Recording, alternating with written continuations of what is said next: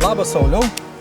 Malonu tave matyti po daug metų, kiek mes nesimatėm. Nežinau, turbūt 20 daugiau gal. Ko gero, 20 daugiau. Aš vis pastebėdavau tave socialinėje erdvėje, kaip tu dirbi socialinį darbą, kaip tu reiškės, kaip tu aktyvus esi savo bendruomenės narys. Labai už tavį pasidžiaugiau.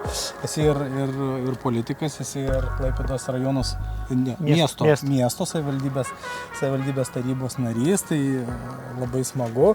Bet pradėkim nuo pačių pradžių. Tauragė. Kas, kaip ir kada? Mano gimtinė Tauragė iš tikrųjų, tai ir baigiau Tauragėje 4 vidurinę mokyklą, po to dar įstojau Tauragės žemės ūkio mokyklą, išlaikiau teises, gavau stipendiją. Traktoristų teises išsilaikai? Taip, ir kombainininkų. Turiu ir aš to. Jo, tai buvo vien dėl to labai gerai, nes ir turiu teises, kaip sakant, išsilaikęs, dar stipendiją gaudavau ir specialybę dažytojo kažkuria kategorija lygtais. Tai va. Bet aš manau, kad šiek tiek po to sugalvojau, kad šiek tiek Tauragė per ankšta, gal kažko norisi daugiau ir kažkaip vilioja toks miestas kaip Klaipėda, nemažai giminių. Nu ir sutik, Tauragė nebuvo pats mieliausias miestas tada, kai mes augom, kai mūsų paauglystė, kai mes buvom tie žmonės, kurie klausė kitokią muziką ir tas požiūris į mumis būdavo kaip į valkatas. Taip, buvo šiek tiek kitoks ir šiek tiek toks, kaip čia dabar gražiai vardyti, provincialus. Buvo tas toksai, tai gal tas šiek tiek ir paskatino norą šiek tiek pamatyti ir kitų miestų gyvenimą ir kitų. Taip. Tai galbūt kažkas domino apie psichologiją, kažką, bet paskui žiūriu, tokios specialybės ieškojau ir domėjau šiek tiek, žiūriu, atsiradusi buvo nauja specialybė, socialinis darbas, Klaipėdos aukštesnioji medicinos mokykla, tai nusprendžiau išbandyti save pavyko įstoti, čia mokintis, baigus ir gavau darbą kažkaip ir užsikabinau čia. Darbas buvo pirmas tavo? Psichikos sveikatos centre Klaipėdos socialinis darbuotojas. Pirmas? Ir kol kas paskutinis. Taip, jau 23 metai ten ir esu. Ir dabar šiai įstaigai pradėjai dirbti kaip socialinis darbuotojas, o dabar esi kaip vadovas. Ne. Tik kaip ir toj pačioj pozicijoje. Tu esi pačioj pozicijoje, tu dirbi ir tavo darbo kasdienybė kokia? Na, vis dėlto tai yra medicinos įstaiga, vis dėlto darbas yra su tais klientais mūsų, kurie turi psichikos ligą, psichikos negalią ir reikia pagalbos jiems. Ir priklausomybės, ar ne? Priklausomybės nelabai daug, kadangi yra Klaipėdoje kita įstaiga, kuri užsiima šiek tiek tais reikalais. Tai taip ir dirbam ir nemaža ta darbo patirtis ir ta veikla, socialinio darbuotojo veikla paskui peraugo į visuomeninės įvairias pareigas. Esu ir Klaipėdos krašto socialinių darbuotojų asociacijos pirmininkas, jau nemažai Lietuvos socialinių darbuotojų asociacijos narys. O be Klaipėdoje begyvenant tokiam nuostabiam rajone kaip Žvejybos uosto rajone, dar ir buvau N kadencijų ir Sulupis Linaitis. Tai irgi tokia veikla buvau įsijungęs ir dabar aktyviai esu įsijungęs, turim Žvejybos uosto kaimynų grupę, kur keliam problemas, bandom jas spręsti, kadangi tarybos narys negali būti seniūnaičiu, tai tas pareigas šiek tiek pasikeitė.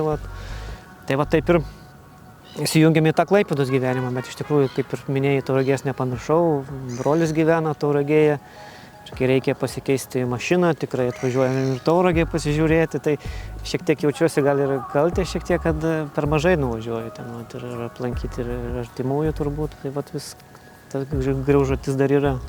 Nu nieko, viskas yra pataisoma, kol esam gyvi, kol judam, kol gyvenam. Ir dabar dar biškiai apie tavo darbinę veiklą. Ne? Nu, tai vis tiek yra su žmogaus psichika, psichologija susiję dalykai. Ne? Tas laikmetis toks labai intensyvus dabar yra. Ir technologijos naujos, ir tų iššūkių daug visokių yra. Ar tai kažkaip įtakoja, pavyzdžiui, pagal pacientų, tarkim, kiekį? Ar tos ligos kažkaip kitokios jos yra? Kaip visą tai atrodo jums? Na, tai aišku, yra tos technologijos įtakojusios, nemažai kompiuteriai daro įtaką, priklausomybė galbūt kompiuteriams ilgas. Telefonam. Taip, ilgas laikas buvimas ten jaunam amžiui, neturėjimas bendravimo, aplamai bendraminčių, užsidarimas tam rate, tai gali ir tam tikrų ligų išprovokuoti arba tą socialinį gyvenimą sujaukti. Taip pat pasijautė ir galbūt migracija, kai matosi, kai būna, kai žmonės išvažiuoja tenai vieni, kažkur ar narkotikų pavartoja, ar kažkiek ta liga paaštrėja ir jie čia grįžta jau su tam tikrom sunkiom ligos diagnozėm būklėm, kai ten jau kažkur gatvėje gyvena ir čia reikia jau kažką padėti spręsti. Tai tas gyvenimas, intensyvumas taip turi įtakos, bet, kaip sakant, niekas dar nėra nustatęs, iš kur ta psichikos liga arba sunkios ligos iš viso aplamai yra atsiradusios, ar iš genetikos, ar iš kažkur, dar mokslininkai ginčijasi, tam tikros ligos galima sakyti iš kažkur, bet sunkesnės ligos kaip šizofrenija ar kažkas, mokslininkai dar nėra atradę, iš kur jinai aplamai atsiranda, gali, daugiausiai tikėtina turbūt genetiškai tai yra kažkoks paveldamumas. Kažkoks kodas įdėtas. Taip, ir kada jinai gali tau sprogti, arba gali ir nesprogti, būti tam kokone visą laiką ir tu gali pragyventi, bet kartais būna stresinė situacija išprovokuoti arba kažkokios gyvenimiškos jos gali tau paūmėti. Tai vat mes, socialiniai darbuotojai, būtent dažnai tas žmogus turi ir tų socialinių problemų atsiranda, kaip visokios benamystė, nemokėjimas už butą, gal jam atrodo, kad nereikia mokėti ir tos socialinės problemos tikrai jam aštrina tą dar didesnės situaciją, tai kaip atsiskyrimas, kaimynai pradės skųstis, gal tau kažkokius garsus leidžia, triukšmauja, pats nemokėjimas už butų, institucijos jau šiukšlių nešimas senyvo amžiaus, tai būna tų tokių problematiškų klientų, kuriam reikia tikrai jau pagalbos. Ir kartais yra sunku net jiems padėti, nes tas pagalbos jie dažnai ir nepriima. Tai socialinės pagalbos per prievartą teikti irgi sudėtinga ir nėra įmanoma. Tai kokia išeitis? Na, vis tiek tas lašas po lašo judinimai raštai, vis tiek tas situacijas judina ir išjudina. Iš esmės, kai kažkokia kritinė situacija būna, galbūt jį reikia hospitalizuoti į ligoninę. Ligoninė yra socialinis darbuotojas, kur inicijuoja kažkokius neveiksnumus, globos, galima tada institucijos pradėti įsijungti jau be žmogaus tokio sutikimo, kai jau, kaip sakant, valstybė turi įsikišti, kai žmogui jau yra pavojus kažkoks ir neklausti jau galbūt nuomonės, kai būtų užtikrintos orios sąlygos, o ne pavojingos kažkokios sąlygos gyvenimo, kur nėra elektros, vandens, iš tarp šiukšlių žmogus gyvena. Ir bet ne tik jam pačiam, bet ir aplinkiniam? Taip, tai ir aplinkiniam dažnai būna problemų, kai šiukšlios pačios tarakonai, visokie gyviai eina į namus ir tas sąlygas kaimynams paviršiantis sanitarinės, nors sudėtingas, arba jos elgesys gali būti agresyvus, gali naktimis triukšmauti, eiti per kaimynus, daužyti duris, tai tokių situacijų yra ir padėti sunku iš tikrųjų. Mes kaip socialiniai darbuotojai neturim kažkokių įrankių, tinklų, kur tokių ir tie dabar metodai yra tokie humaniškesni negu seniau būdavo. Taip dirbam, taip ir gyvenam Klaipėdoje. Tai ta veikla tokia yra, paskui įsijungiau dar į politiką atvažiavęs čia. Mintis buvo turbūt surasti gal irgi tokių bendraminčių ir kažkaip įstojau į partiją. Tai ten kažkaip irgi tokių buvo jaunimo nemažai, tai ten pradėjom ir judėti, išjudėjom ir kai tą veiklą įsijungi irgi turbūt todėl ir pradėjau judėti. Tai dabar antrą kadenciją jau ne iš eilės vieną praleidau visur tarybos narys.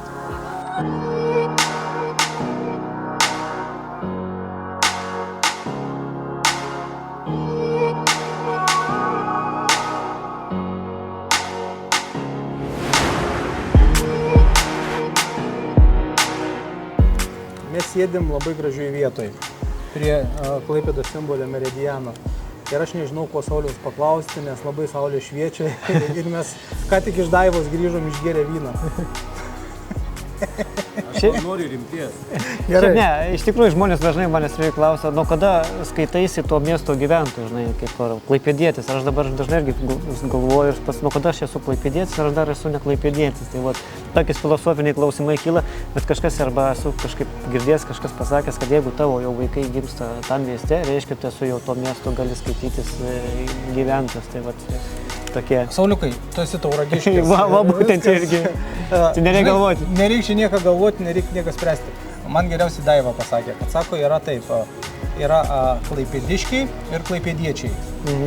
Klaipėdiškiai tai yra jau tie, kurie čia gyvena, gimė ir taip toliau, o klaipėdiečiai yra tie, kurie emigrantai yra atvažiavę. Tai tu girdėjai apie tai, ką nors? Esu girdėjęs. Kažkur jo esu, bet iš tų emigrančių labai daug. Tai tu klaipėdietis tada? Klaipėdietis aš turbūt. Tauragiškis klaipėdietis? Jo, nes tų emigrantų iš tikrųjų ir studentavimo laikais visi, kurie buvo atvažiavę iš ten Plungių, visokių Kretingų, tai irgi čia likę yra praktiškai nemažai. Čia tu atvažiuoji iš tų vakarų regionų, susiurbė tos visus protus turbūt čia ir nemažai tų yra atvykstančių, bet iš to didmiesčiai turbūt ir gyvena. Taip. Tas yra. Gerai. ką tu norėtum palinkėti tauragiškiams? Toliau turbūt klestėti, labiau atsiverti mintimis, turbūt idėjomis ir to mąstymo, galbūt šiek tiek to laiko, kad pas juos būtų daugiau laisvo polėkio, kaip sakant, idėjų. Tai aš manau, kad Tauragė eina gera linkme ir viskas yra gerai su jie ir šaunus miestas, tikrai malonu grįžti, matyti pokyčius ir manau, kaip sakiau, kad kartais ir Klaipėdai jau reikia pasimokinti iš Tauragės, kaip vienus ar kitokius dalykus daryti, projektus kažkokius, kaip proveržį daryti kažkokius. Malonu matyti, kai gimtas miestas klesti. Sauliau, ačiū tau labai už tai, kad sutikai sudalyvauti mano projekte. Ačiū, kad skyrei savo brangų laiką pašnekesiams įdomiems apie tai, kokia buvo Tauragė, kokia jinai yra šiandien, kokia tavo yra darbo specifika. Ir aš noriu palinkėti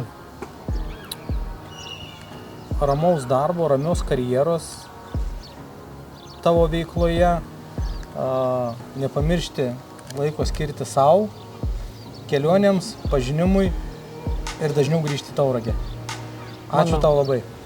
Ačiū už pakvietimą ir galimybę, kaip sakant, pasižiūrėti dar to tauragiškių. Labai fainai.